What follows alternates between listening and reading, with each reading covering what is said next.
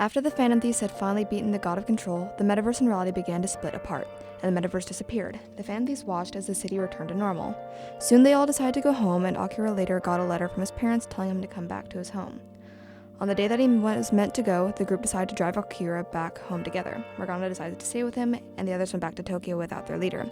This marked the end of the Phantom Thieves until... Akira was sitting at his desk doing his homework when he heard his phone beep. He checked it, and it turned out to be a text from someone going by blank. Morgana looked over to see who it was.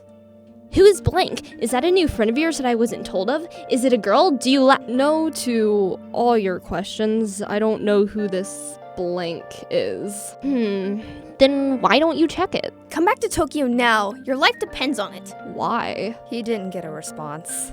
Should I go? I mean to meet blank over here, no, but we could go back to Tokyo to see our friends. The next day, they headed to Tokyo. As they were leaving the house, he felt like he was being watched. He shrugged the feeling off.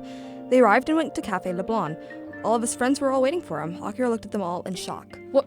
Why are you all here? To greet you from coming back to Tokyo. But how did you know I was coming back to Tokyo? I was the one who sent the message. Then why didn't you just send it with your own profile? Because doing that would be boring. I wanted to make it dramatic.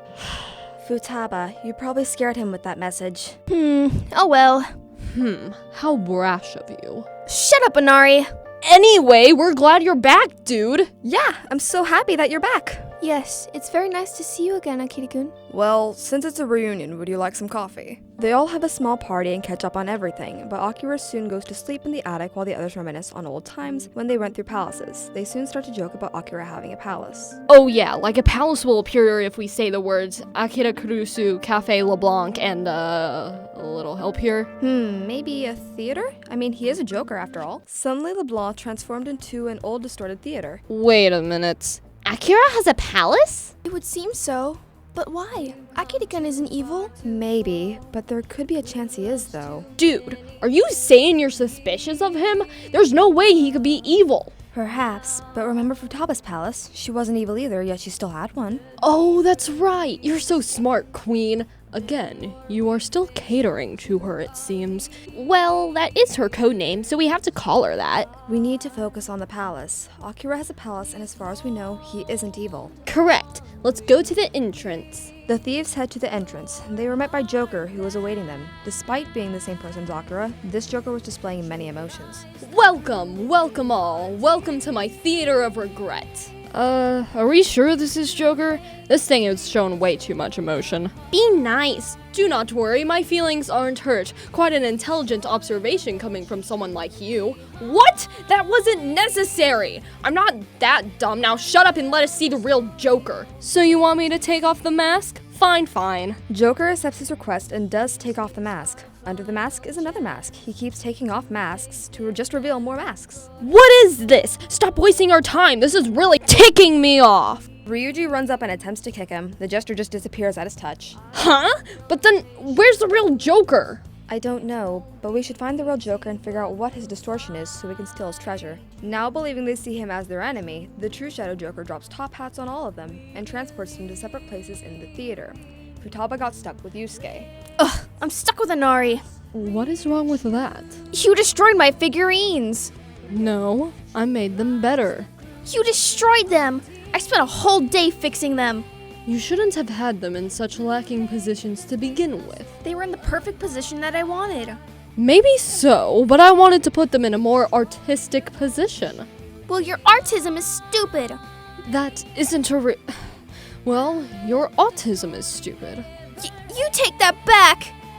Interrupting them, all of the Phantom Thieves were faced with a cognitive version of themselves. Soon, they were all able to meet back up. They hear a voice that sounds like Akira's.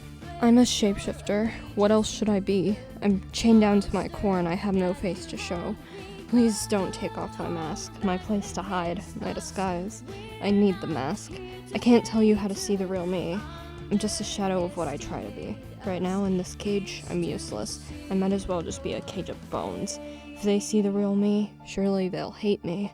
I just have to keep up the act. What the heck was that? Well, I assume we were hearing Joker's inner thoughts. We would never hate him, though. Yes, why would he ever think something like that? Yes, really! I'ma slap some sense into him when we find him. And based on those thoughts, there must be a lot he's hiding from us. The Joker we all know may not even exist. Hey guys, look at that. She pointed at the center of the theater. There was a stage, but it was covered by a large black curtain. Do y'all think that's where his shadow or treasure is?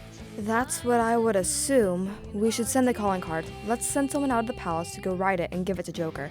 Good idea, Queen. I can go then. But you and your cute little toe beans can't write a letter. Skull, come with me! The two left and wrote the calling card, slipping it under Akira's pillow before Morgana woke him up, and then Ryuji and Morgana went back into the metaverse. Akira woke up, noticing something sticking out from under his pillow. He grabs it and reads it. Of all people, I get one too. If we don't take care of them now, they will hate you after they're done with you. Security, 99%. In the metaverse, the curtain rises from the stage. They call out to Joker, but he just stays silent and limp in the cage. The chains begin to rise, pulling the Shadow Joker up and out of the cage. The others watch, noticing that he is being controlled. They are forced to fight the Shadow Joker. After the battle, Joker, who was the puppet on chains, was freed. He looked up at the others, scanning the crowd. I'm sorry, you all. I shouldn't have let this happen. I understand if you all hate me now that you know. Of course we don't hate you, Joker. It's not exactly your fault that this happened either. Yes, it is. I let myself get so distorted. Maybe, but that's what we're here for, to knock sense back into your thick skull. True. Okay. Yes, so please, take off your mask and let us see the real Joker, not the fake.